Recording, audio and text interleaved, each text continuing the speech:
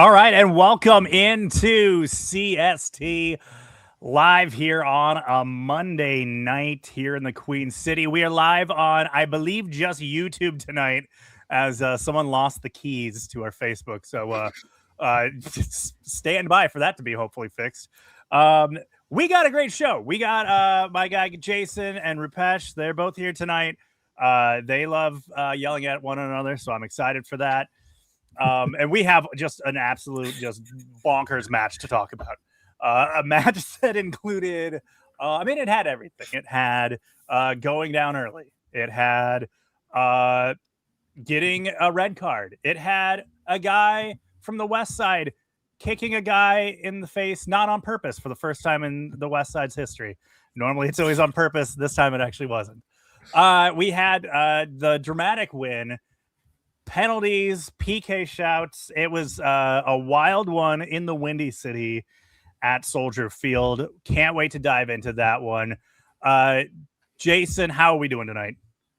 I'm doing good, man. Anytime you can go on the road and come away with 3 points is great. Anytime you can do it playing a man down, that's just icing on the cake. So I'm doing great. Rupesh, I know you're happy. You're also very tired. I heard you were at a concert last night, living vicariously through the younger generation. Yeah. I'm not 20 anymore. I can't do this staying up all night and then going into work the next morning. I chose poorly this morning going into work. Should have taken the day off. But how many coffees today? Just 2. So not too bad. That's actually not terrible. Yeah. 2 coffee a day is not. I probably needed more like 3 or 4, but I stopped at 2. All right. Before we get into the match, it's time we get into what's hot, what's cold. Brought to you by our friends at Apollo Home. Jason, what's hot? What is hot is Roman Celentano. The man stood on his head in Chicago, 8 saves. We'll talk about him a little bit more. Getting a penalty save, that's what sealed it for me. That is not something that a lot of us had a ton of confidence in with Roman over the years, and to see him do it, it's always great. So he's what's hot for me this week. A solid showing, solid homecoming for the Naperville, Illinois native, going back to Soldier Field, going back to his hometown. I'm sure he had a lot of friends and family in the stands for that one. Rupesh, what's hot? For me, it's this team's heart. I mean, pulling another win down a man. I think I heard somewhere that this is the 3rd game this year where the team has come away with points when they've been down a man with a red card. So, that's pretty impressive that they keep coming away with points with red cards. So, 3 times is phenomenal. Yeah, not a trend you want to continue, the whole getting red cards continually throughout the season. Kind of becoming a thing. I'm having flashbacks of my other fandom, Chelsea, where it's a red card every other match there for a while. So hopefully very divergent paths from this point forward. My hot, I'm going to go right there with you, Rupesh. It's that Goonies never say die mentality in this club right now that has been showing up week in and week out. This is not just, this is kind of the trend line, is this team just kind of pulls it out and they go down, they look terrible, they have just shockingly bad moments of play, and yet they're, as the final whistle blows, they're either walking away with points, with a draw they probably didn't deserve, or a win that they absolutely went smash and grab on. It's awesome to see that mentality. We talked about it a little bit in previous episodes. Like, it's not something that this club has had to do a lot over the past couple of years. They've been that team that was more dominant, got out early in matches, held on. It was more that. It was more holding on to early leads is what this team used to be known for. Now it's blowing up the other team's early lead and fighting back into this one. And I think as you go into the stretch, we look ahead to like the playoffs in the fall, I'd rather have that mentality than let's have a really great first half and then just white knuckle it for the rest of the game, like they had done in the past, and they technically did last week as well. Rupesh, give me what's cold. For me, it's Robin Ludd's face. That looked horrible. His face is, oh great. My God. I was screaming, and it was not great. I was like, oh dear. And, I loved him because he played for Minnesota United before he came to Chicago this year. But my God, the way his eye looked after he got kicked by Kyle Smith, that was cold. He's going to definitely need an ice pack after that. Yeah. He was going to need something cold on that. Cold. Yeah, exactly. One of those, like, what is it they use for the boxers? That like piece of like steel the piece of metal. Like yeah. Cold? Oh yeah. Yeah. Yeah. The piece of metal. They need that. They needed a corner man for that guy. They needed Dr. Ferdy Pacheco. Couldn't be moved. Jason, what's cold? My cold, it relates to what we just talked about. I'm going to say pro referees. They did not cover themselves in glory over the past couple of weeks. Well, that's rare. Yeah, I know. They are the epitome of fine refereeing. Leaving aside the Kyle Smith red card, which I think we'll discuss that a little bit later. If you watched, there were several times this week and where they had missed calls, things that should have been reds. What comes up in particular, RSL had 2 games in a row where the opposing team should have seen red.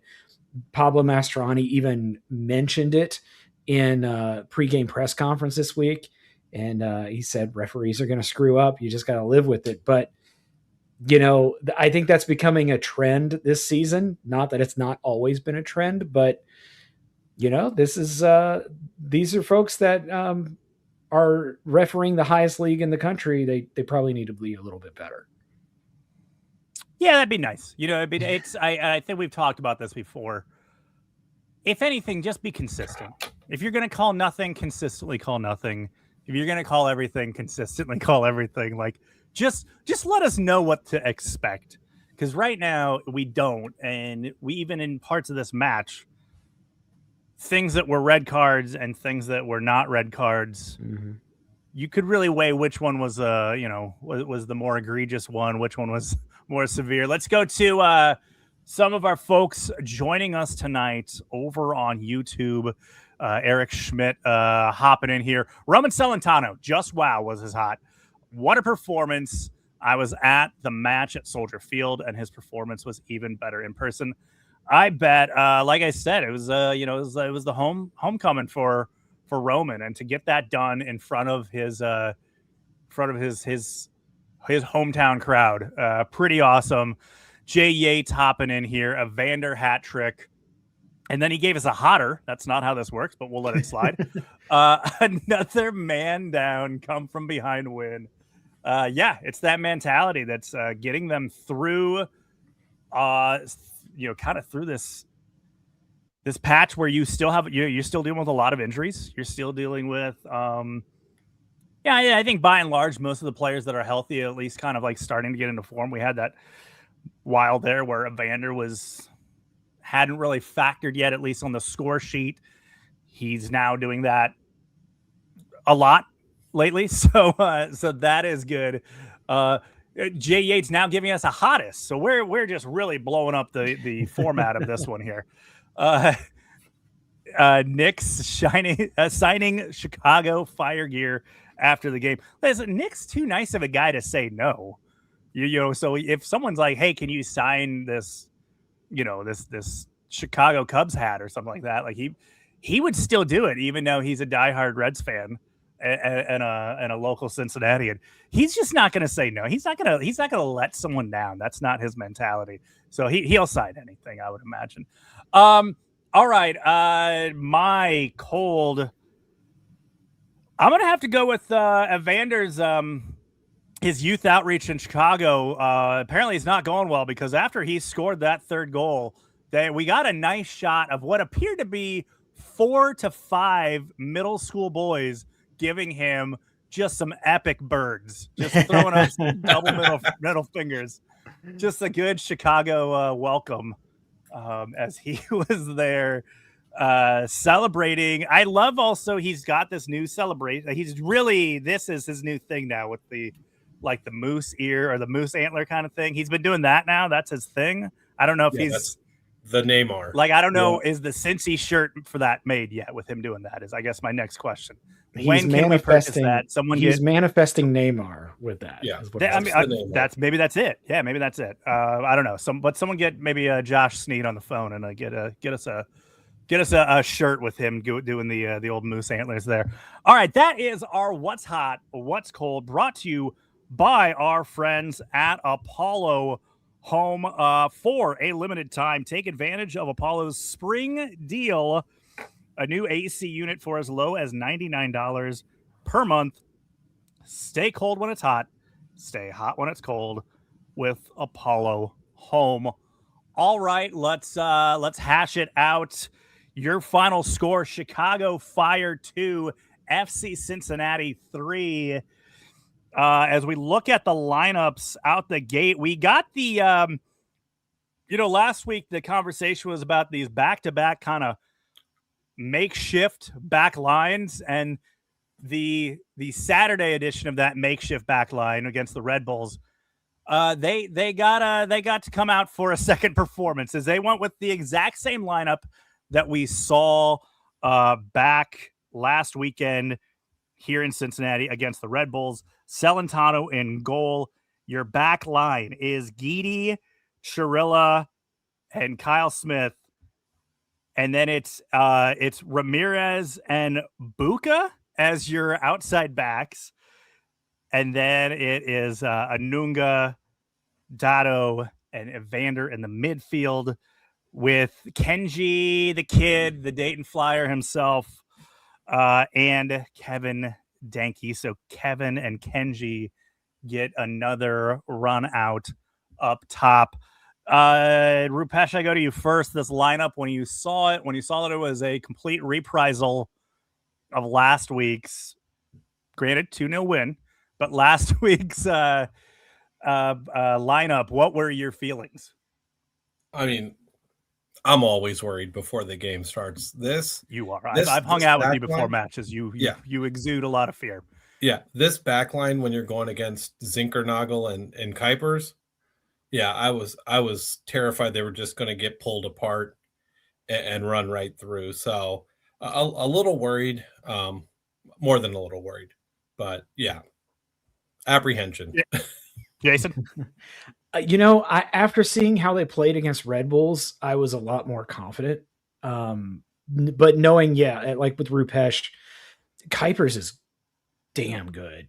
And I was fully expecting him to pull out a hat trick going into this match, which would have helped my fantasy team because I have him as my starting striker, but he did get a brace at least for that. But I will say, one of the things that has really stuck out to me since he's been getting playing time is just how good he is on the back line. And that's Chirilla. The young man is not your stereotypical center back. He's not a very big dude, but he's out there playing like a man and really not afraid to get stuck in. And so, if he's able to do it, maybe keep rolling him out there and see what happens. He's definitely Chirilla's definitely become the young, like deep cut, cool guy to like by like the MLS journalist groups. Mm-hmm. Like they are. I was listening to Soccer Wise and some other ones. They've been talking him up lately.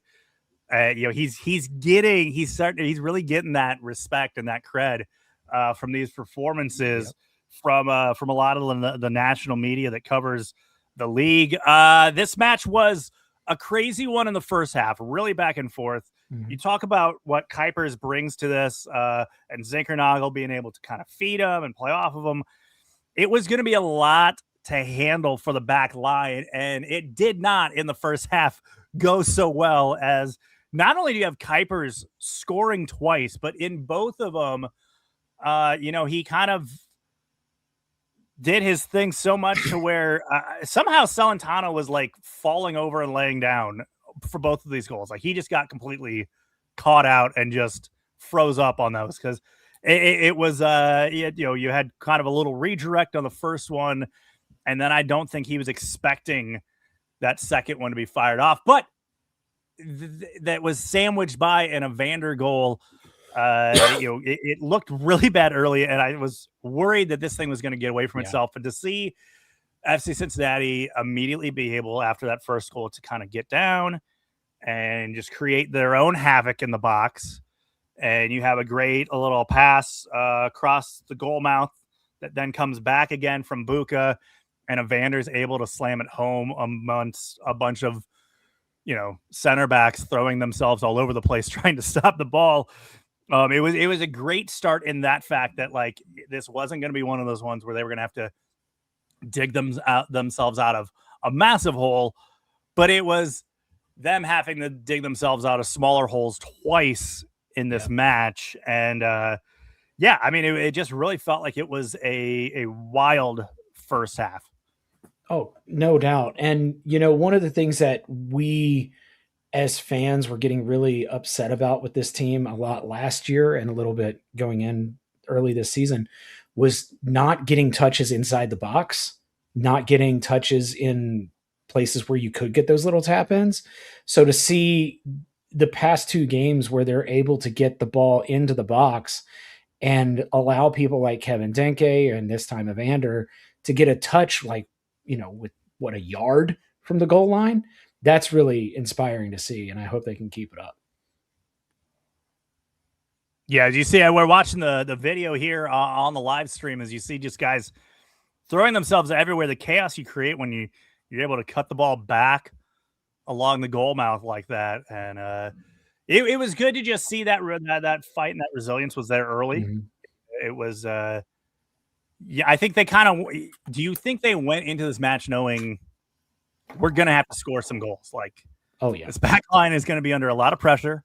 They got the most informed striker in the league is going to be pounding on the door all night. Like, we're going to have to score a couple goals here to survive this one. Yeah. Yeah, for sure. I mean, you got the co-leader in MLS right now with Kuipers now with 10 goals. So I think everybody going into this game figured it was going to be a high-scoring affair. So yeah, not at all surprised. And I don't know who says it in England, but somebody always says put the ball in the corridor of uncertainty and good things happen. And that's what they did on that first one. Just put it right there through the 6-yard box and see what happens. And I don't know who was announcing the game with Dax McCarty, but the guy even said that Mbazali, however you say, the 20-year-old center back, the South African guy for Chicago, he was like, he shouldn't have tried to stop it, because if he would have let that go by him, it was going to clear out. There was nobody behind him to put it in, and he accidentally hit it right back in the middle to where Evander got to it. But you put the ball in good areas like that, good things happen. So Kuipers fights back another goal. It's 2-1, and then just a couple minutes later, it's FC Cincinnati again getting their chances, and this chance coming from, I believe this was the play that kind of what caught even the broadcast off guard, as you had Dotto picking off the ball in the final third as Chicago is trying to clear it and get it up the field. And that obviously creates that opportunity because you kind of are catching them off there. And it was Evander again finishing it off and putting it home. We go into halftime. It's 2-2. I was somewhat surprised to see that even with it being that you had Noonan say, I have to make some changes heading into this half. Like, this is probably not sustainable, what we're trying to do here. As you see, here's the shot. It obviously, Evander's going to take a shot like that. Not, you give a player like him that opportunity with that space to take a shot like that in the box, especially those shots that kind of catch you off guard, because I don't think you're not expecting a lot of guys in the league to take a very clean shot from there, but he's going to fire one off.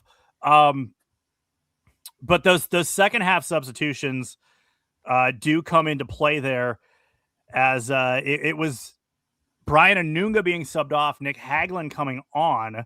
So you kind of reinforce the defense there. I think it was a smart move by Pat. I think it did kind of, you had a guy that could be a little more of a steady hand in the back there. Obviously, you bring in this veteran presence like Nick Hagglund. That's going to help out. I think the unsung moment for Nick, though, in this is actually comes late in the game when Lahar commits that, what ends up being a penalty. And if you look at the broadcast, while you have Miazga is there, I don't know, either yelling at the ref or beatboxing, he always does the thing where he puts his hand over his mouth, and then he's like, gesturing like crazy and talking to them. You see Nick immediately run over to the young defender and like, hey, chin up, you're fine, we got this, don't worry, like we'll take care of it. Like he immediately comes over and helps. You kind of got to lift the spirit, because as much as it might suck, and you've created now this situation where they're gonna have this penalty kick, like, hey buddy, we're gonna do like here he is on the broadcast. You see him walking in the background, beatbox. There's Matt beatboxing, just dropping some bars, and then Nixon immediately they're like, hey, we're fine, it's okay, it happens, we got this.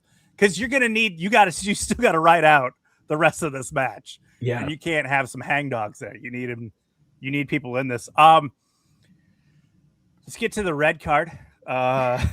This was a interesting moment, to say the least. As I pointed out at the top of the show, this was probably the first time in human history a kid from the West Side kicked somebody in the face, and it wasn't on purpose. But he was still punished as if it was. As it was a ball kind of coming in, looping over. Looping over a couple of the players there. I don't know. Yeah, you bring up the replay here. It's just at full speed. I was like, okay, yeah, this is definitely gonna be Kyle Smith coming off, red card. But then you look at the replay, and it's like he had no idea that dude's head was gonna be right there. He's tracking the ball, bringing his foot up. His back was turned to him. Right. As Ludd was right there. Yeah, it was just a complete. I mean, sure, by the letter of the law, probably he should have been sent off. But my big thing is, why not at least go to VAR and take another good look at it? I mean, maybe the folks in New York or wherever they're doing the video replay to check out beforehand. I mean, there is no way Kyle Smith saw the guy coming. At least take an extra look at it. That's what ticks me off, because in a few more minutes we get a penalty kick for FC Cincinnati on a play that I think could be argued should have at least been. I don't think resulted in a yellow card. So there was a little inconsistency there on what counts as like a dangerous play, in my opinion. We're almost coming to this situation where like you almost want refs to treat it like an offside and just like wait and like let the VAR hash it out if you need to. Like, because if you call it on the field, we talked about this last week. You call it on the field, as long as you can kind of go letter of the law, say, hey, well, technically this did happen, it's never getting overturned.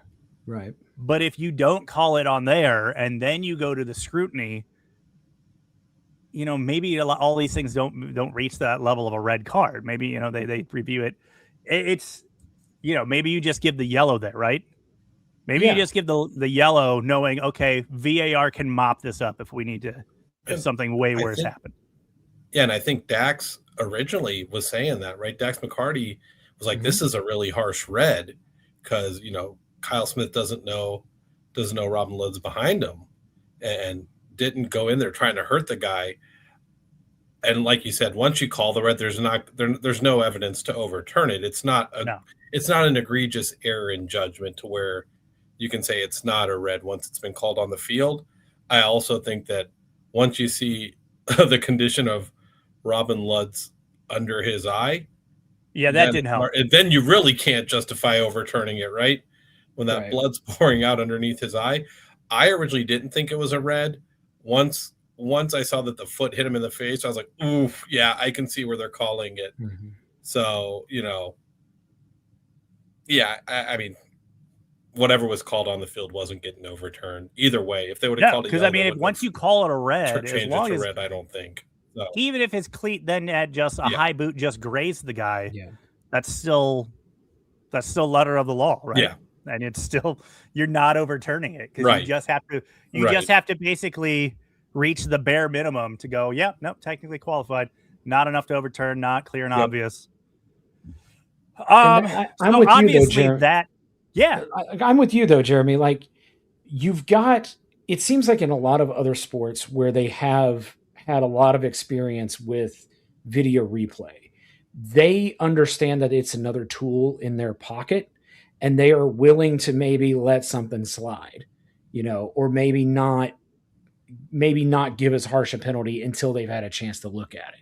So why aren't they doing this in soccer? Like, give a yellow. If it turns out that it's a red on further review, let's go there. But you've got this extra tool that is so inconsistently used that it makes people not want the tool. And that's what makes me kind of frustrated. Yeah, our man Cliff Adams hopping in here. He's just got his eye on the ball, no regard for potential players in the path. Boot up. Kyle has gotten like one red in 200 plus games, though. Yeah, I mean, obviously he's not a guy that's like, he doesn't have a reputation for dirty play, or for reckless play. Like, he's not a guy that's, refs got to kind of have an extra eye out for. This obviously changes things. It puts Cincinnati in a situation where they kind of have to really just try to hang on and absorb for the most part. And you see a lot of, I remember thinking shortly after this, as they kind of just started just pelting the goal, and that's when Celentano had to come to work. They're like, oh my gosh, we got to survive like 30 minutes of this. This is going to be an issue. Like, this is going to be a disaster. I don't know. I really thought that it was, the floodgates were about to open and they were going to just start to just run away with this game. And there was, it was going to be a long one. Yep, absolutely. Yeah, between Celentano and the defense putting their body on the line, blocking shots. I mean, you had so many moments where both the back line, obviously you have the midfielders having to kind of dip in and everyone's kind of hanging it back behind the ball. Everybody's kind of laying out for that one, keeping them alive. And as the match goes on and you're thinking, gosh, we're getting late into this one, they're hanging on. Man, they just need to have like a moment and you could change this one. And then we get the penalty call. And you have what is a fairly light stamp of the foot from Lahar. And I that one again seems crazy harsh. Another situation where you could conceivably not call anything, and if it was really bad, VAR can get in your ear and say, hey, we got to check something. There might be a potential penalty for a foul in the box. But it was the swift yellow on Lahar, and as we see the replay here, I mean, it is a great sell job. Great sell job there. I mean, absolutely. Is that Zinkernagle just absolutely throwing himself on the ground, spinning out? WWE should sign him to a contract. Sold it well. Again, at that point, you've already made the call of positive. It's a penalty. the barrier of it being confirmed is then super low. So obviously, any kind of stepping on the foot of any kind was just going to be what was required to be seen. That obviously existed, and calls confirmed. And it's going to be Kuipers getting his hat trick. But Celentano has his, I mean, probably the play of the match because has, a man not known for his PK expertise. Let's just say that. A man not known for his PK expertise. Absolutely monster save. He reads it right off the foot all along, makes a great dive to his right. Then there is just mad chaos as Chicago then has like 4 more chances to get this ball in. The defense on this, everybody, not just Roman. I mean, great save by Roman, but you look, there's like two guys in red right in front of Roman. Roman gets another save, and then a good job by the back line holding on to keep it out. And to Chicago's credit, they had another really good look that went off the post to end the whole sequence. So, I was at that moment, I thought, well, crap, this is when the wheels are going to come off. It was heart and mouth stuff at that moment. Yeah, exactly. And it was like, wow, we survived that one. Let's just see this out. And no sooner are we saying that, on the other side of the pitch, you have a ball kind of being played back across the goal mouth out in the middle of the box.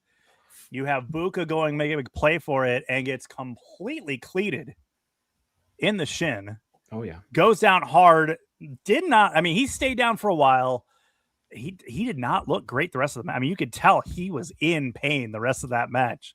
I mean, nothing else. He's got a nice raspberry there that he was nursing on the flight home. Hopefully he's fine. But okay, so this would not be a red card. How? I mean, again, this is where we come at consistency. And I feel like this is just as reckless, yeah, and as dangerous as what Kyle Smith was sent off for early in the half. And I think that's kind of I know everything worked out, all worked out at the end, but it's just the frustration is that here we go again. You have another point where, and I get, was it reviewed? Like what, like, I guess are you reviewing it at that point? Or do you even, does the VAR even care? The penalty's getting called. I guess they review it just to make sure, to make sure it was actually a foul in the box, because the call was really just to confirm if it's a penalty or not, right? I don't know. So are they just confirming that, or are they sitting there going, let's see if it's a red? Like, what's the mindset of VAR heading into that? I don't know. They said anything about what happened, right? I don't know if they said if they did a VAR review or what it was for. And then the Apple crew was like, hey, at least they called a penalty here. They're being consistent with that, because they were almost like he cleared the ball and then got Buka. So, but I mean, what's good for the goose is good for the gander. At that point, they had to call the penalty. I don't know if that's red card worthy. I get where you're coming from, Jeremy. And then I did hear in the post game presser that Buka did have to have an X-ray, but it came back negative. And coach said it might be an ankle sprain, is how Coach Nuna made it sound. Okay. But yeah, he did have to get X-rayed after the game in Chicago. So yeah, I think they are reviewing everything, but I think with MLS, so much of the discretion is left up to the head official that, there's not a lot of, I think there's a hesitance for them this year, especially, to say, go to VAR. I don't remember, and just watching around the league, I don't feel like I'm seeing as many VAR checks this year at all. And, for some people that might be great. For me, I'm like I said before, you got a tool, at least use it and see if there might be something that needs to be escalated there. Yeah, it just kind of confirmed that. Yeah, Laurel Fowler did say that. Pat Noonan said that Pablo Buga had an X-ray and then it came back negative. And that negative is good. This is just to take a moment from The Office there. Negative means it's good. Negative for something worse. So that's good from that standpoint. Evander steps up, finishes this one off as he buries his hat trick. Unlike Kuipers, he does convert his. Gets the nice double middle fingers from the youths of Chicago, and just like ketchup on a hot dog, sends the people of Chicago home with a bad taste in their mouth. It was quite the moment to see this team get this win in that way on the road. The road is somewhere this team has been so good in previous seasons, and they've not been, they started out this season not good in either place, home or away. So to get one of these awesome statement wins on the road, I think is huge. I think as we talk about, and this season's going to be weird because we can talk about momentum now, but I don't know what that's worth when you're going to take a month off at some point here. Yeah. So momentum good now. And I think we got to all be a fan of how that momentum's going, but I hopefully they can keep it going, and then it can be something that they can somehow sustain. I'm sorry, as I'm distracted as the Reds just took a 3-0 lead on the Cubs. More ketchup on a hot dog for you. If they can sustain this then throughout the season, given the fact that you're going to take a large break at some point. Well, you don't want to enter the break on a down note. You kind of want to go in feeling good. And right now, I mean, talk to me like a month ago, I thought this team wasn't even going to make the playoffs. So you look at them now, they're in 6th. They haven't lost a match in like their last 5. You got to feel good heading into this weekend and as they're getting ready for the break coming up soon. All right, let's get to our Go Beyond Player of the Week, brought to you by Beyond Exercise. Rupesh, who is it for you? I kind of cheated on this one this week, I said did. The kid. Yeah. Dado making that great breakup play, getting the ball to Kenji, who got the assist on Evander's second goal. Andre having another solid game. I mean, he lost Kuipers a time or two, but I mean, he's a 17-year-old kid playing against one of the best forwards in the league, and he wasn't scared. You see points where he has guys around him. He's like, I'm going to dribble out of this before I'm going to pass it. So I say, we're seeing the kids are getting a chance, and they're looking pretty good. So just if you can roll them out there, keep going with them. One kid I'd like to see get a chance, just hasn't had one this year, is Steven Jimenez. I'd love to see him getting a little more playing time, but otherwise I think, Dado, Kenji, and Andre all acquitted themselves very well in this game.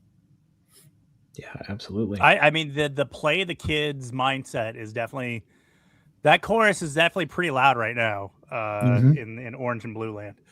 Jason.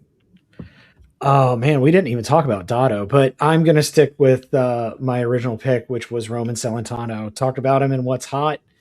The dude, anytime that you can keep the team in the game the way he did, save PK, 8 saves, and the 2 goals he gave up weren't necessarily like his fault. It was a whole like defensive backline breakdown. Just good stuff from Roman this week. And, that's the kind of stuff that we have relied on him in the past to do. And it's good to see he's able to do it. And who knows, maybe Pochettino is watching this week and needs a goalkeeper to set the bench for the U.S. men's national team in the World Cup. Put him on the plane. I mean, it's a short flight, but just put him on the plane. Yeah. I guess let's do honorable mention Dado. Definitely. I feel like he probably does need to we do need to take a moment to throw some praise on Dotto. Had a monster performance. We talk about how obviously he steals the ball, creating that second goal. Just watching him really grow into this season has just been awesome. Probably one of the best highlights so far of this season is just seeing his week to week progression. This was a guy that was, he was getting his moments and his minutes last season, and you kept hoping that was going to be the time that he was going to show out, but it was inconsistent. So it was hard for him to really get anything going. There was even talks heading into this season that he might be even expendable from we got to free up some roster and some salary, and that he would have suitors around the league. Well, I'm sure he does have suitors around the league now with the way he's playing. The kid's been phenomenal. It's been great just seeing that progression that he's had this season. But my player of the week, because I feel like it would be probably illegal to not include a guy who had a hat trick on the night as a go beyond player of the week. Evander, he was big players make big plays. You need your big players. You need your big money signings to show out every week. I mean, that's we talk about Miles Robinson, the no-win situation he's in is that he has to live up to being a designated player. That goes for the other two designated players. And for Evander, that means you score goals. That means you create moments. And he is now kind of hitting a nice rhythm here where he's doing a lot of that. If your striker is going to be shut out for the evening, you got to have someone else making things happen. And Evander got his hat trick. So just keep adding to his most goals by Brazilian in the league ever. That is my guy for our Go Beyond Player of the Week, brought to you by our friends at Beyond Exercise. Beyond Exercise is a Cincinnati physical therapy and fitness business that helps people of all ages stay active and fit. They also work with local MLS and MLS Next Pro athletes, and they're the official physical therapy provider of the Manu Ledesma Academy UPSL team. See how they can elevate your health and fitness at gobeyondexercise.com. Before we get over to kind of previewing next Saturday's match, we had an interesting moment this week in where we had Chris Albright kind of making himself available to the on-hand media at training this week. There was a few nuggets to kind of pull from. The main one is that apparently against what the league's own reporting is, we actually, the club actually does have a lot of GAM to work with, and that they do have the flexibility to make moves come the summer and beyond, even as how the roster and how the salaries and everything stand. So that's obviously the big one, because I think we were going through and we were told essentially by the league, and I believe that was Chris called it a clerical error. Which, okay. See, the league doesn't even know. The league doesn't even know what GAM and TAM or any of these things. Apparently, they're just as confused as the rest of us, making it up as they go along. Yeah, I think a lot of us that kind of track that stuff before the season thought FCC had somewhere between 2 and 3 million, and then the number came out what was it, 300,000 or something, and it was what happened to the money we should have been able to convert from our sales this past off season? And that's where a lot of confusion was. Are we counting these or not? And I know Laurel went and asked the league, and that's accounted for. I think they didn't account for it, and I believe that that the guys who really follow the rosters, Weigel and Hector, both said we should be somewhere between, I think, around 1.5 million in available GAM. So yeah, we'll see what the team can do this summer with that money. I wonder if there's a Brazilian superstar who would like to come over on a max gam for a couple of months until they can put him on a DP. You talking about like, and let's say maybe it's an easier move because potentially he is being accused of like assaulting a younger player. You got to get out of Dodge, possibly getting his contract terminated. Get him on a free. And we're just talking hypothetical, yeah, not like an actual concrete thing that's actually happening out there or news that dropped this evening. Clearly, some of us have not been reading up on soccer news. So Rupesh, apparently the block is hot for Neymar. He might need to lay low, stay with some family, just kind of get out of Dodge. He's not welcome in Fairfield. Well, there's a flop house in OTR with his name on it. Yeah, I don't know. I mean, now that we do have the clarification that yes, this team has the GAM funds to make moves and to improve this roster. And we talked about we're just kind of in a weird zone with this league of like we're gonna have this crazy long break here in the middle of this season. Then we have like this goofy like extra season being thrown in before the next full season. It's a weird time to kind of be moving stuff around and building a roster. Do you feel like they need to really go and do something extraordinary this summer if this is like the time to actually make that move, or would it be smarter to just kind of sit on your hands a bit? I think nobody knows because nobody's even sure how contracts are going to be counted for the sprint season. Yeah. They're going to have to rework everything because players who were signed through 2027, that contract was signed through December of 2027, where the year now is going to go to May of 2028.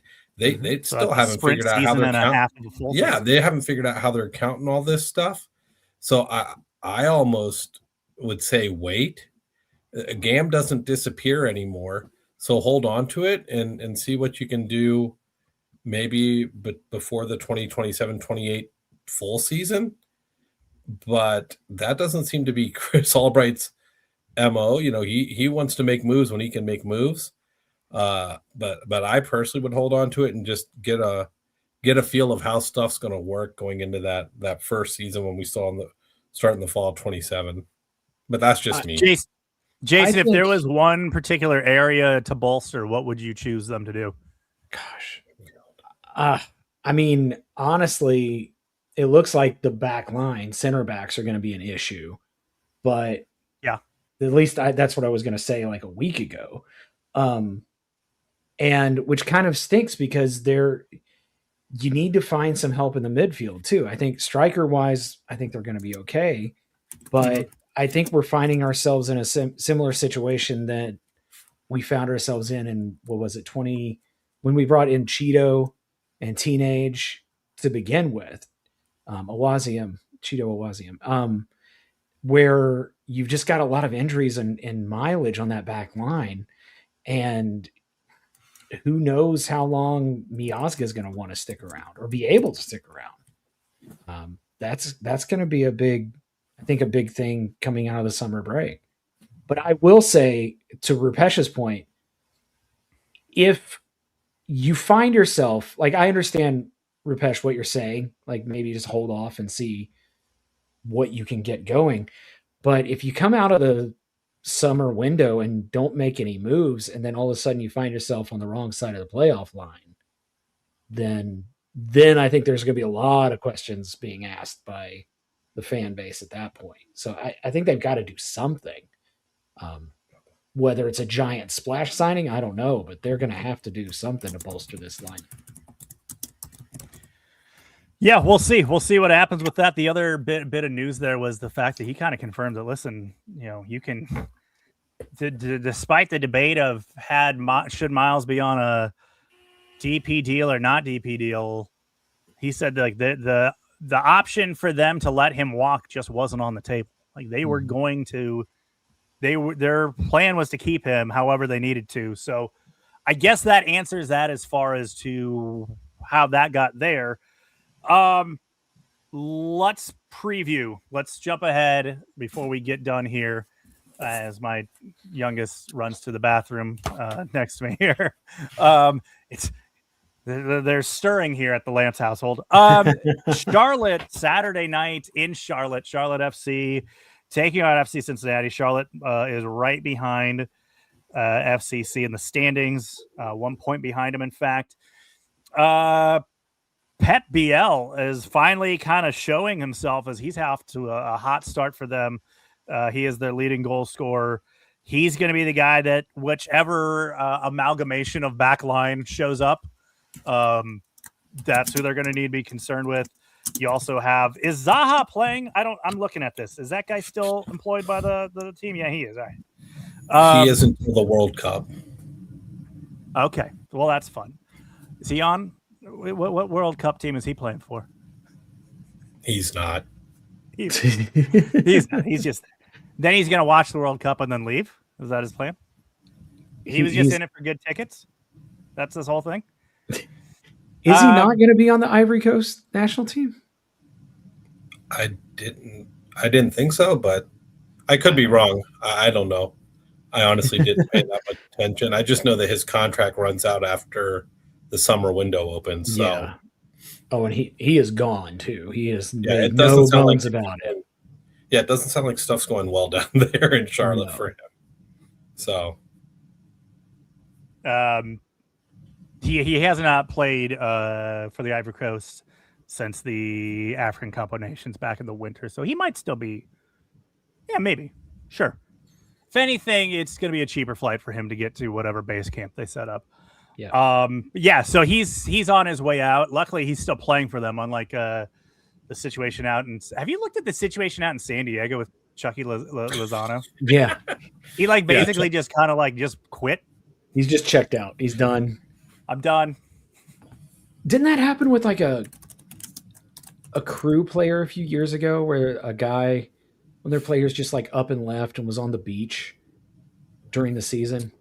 I mean, unfortunately, it's definitely not a rare situation in MLS. For guys to come here, get excited, and then quickly want to bone out well before their contract ends. Look at James up in Minnesota. I think he's only played in maybe 2 games.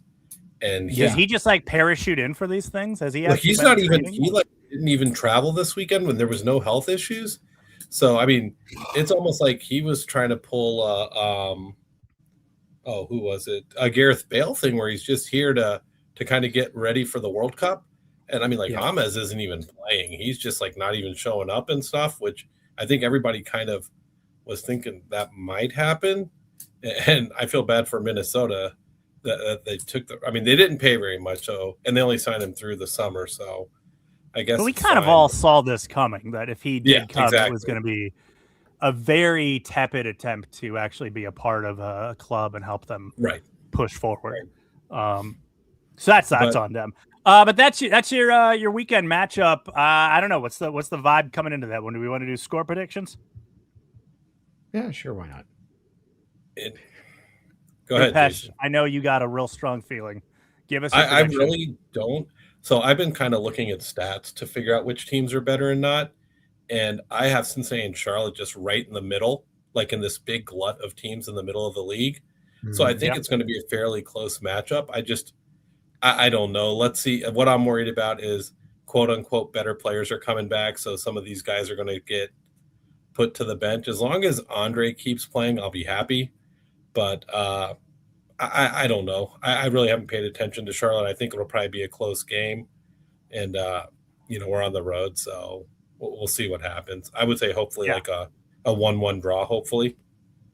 Yeah, I think I'm with you there. I think it's a tough one. I think you're just trying to get a point and get out of Dodge. Jason?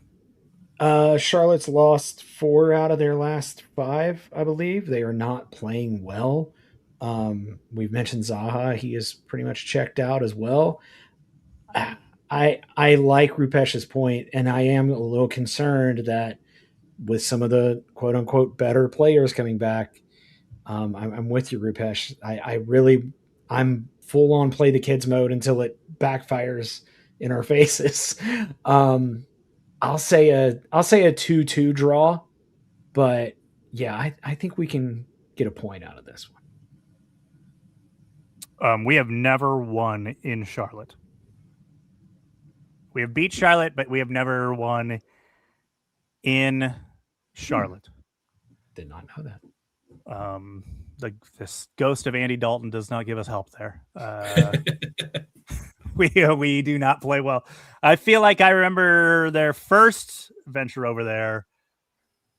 We were like looking great, and then we head into that match and just played like garbage, and it was super windy and stuff. Yeah. But yeah, we have never another place we've not played well at.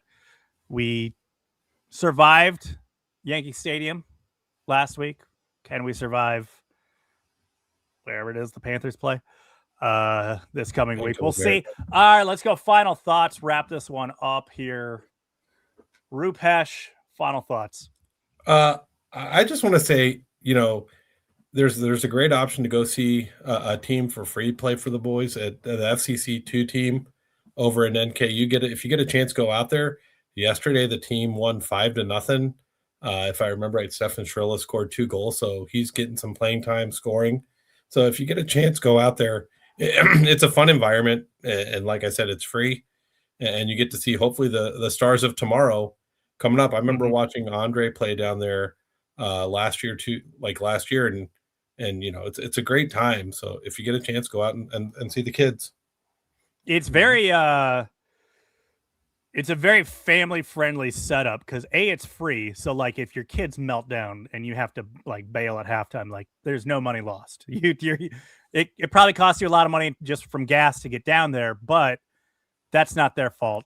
And then also like it's like in the middle of the day on Sundays is when they play most of the time. So like you're not worrying about staying out super late. If you go to a game on Saturday night at FCC, like you're down there till about 9:30. Then by the time you get to your car, get back home, it's like pushing almost 11. It's very conducive to young families. Let your kids run around. Mm-hmm. There's no expensive seats. Everyone's paying the same $0. So just let the kids just run around and goof off. Let them have fun, and then when they start crying, you just leave. So it's super solid setup. A lot of the senior team players are there and more than happy to take pictures and sign autographs too. So yeah. if the kids want a chance to maybe meet a player, and I saw Lahar was signing autographs and taking pictures with kids yesterday from what I saw. So yeah. Cool. Jason? Jeremy, it sounds like you have experience with the kids losing their mind and needing to leave places early. Yep. That's when you have kids. And at one point in time, I had 4 under 6. And that is insanity. So you had to learn real quick. Everywhere I'm going, I'm not going to be able to be here too long. So when you have to pay to be somewhere, it really sucks because you're like, no, we got to stay. Like we paid money. Like these kids, we're just going to have to ride out this meltdown. So a free thing is the best because you're like, we can just leave whenever we need to. Good to know. I'm so happy to be a dink, dual income, no kids person. When I hear stories like that, just reinforces my life choices. Final thought, congrats to the USL Players Association and the USL for finally coming to terms on a CBA.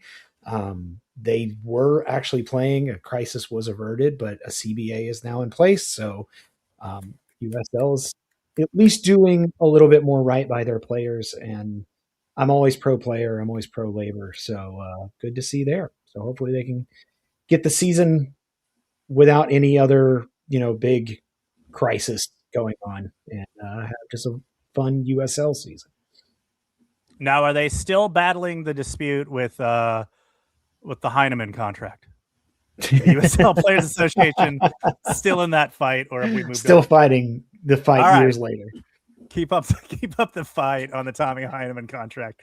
All right, that'll do it for us. I want to thank the guys here, Jason and Roop, for hopping on. I want to thank our man Josh Dye behind the scenes, getting you all the graphics and video.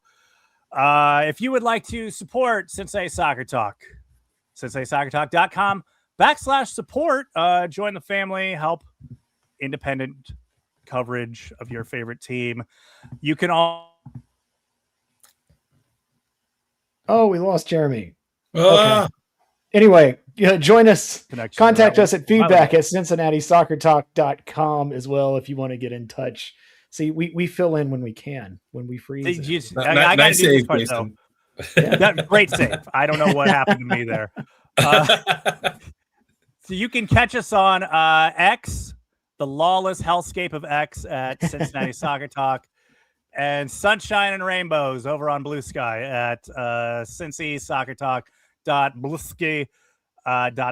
I think that's how you pronounce that. That'll do it for us, folks. We better log off before my computer explodes again. Good night. Bye.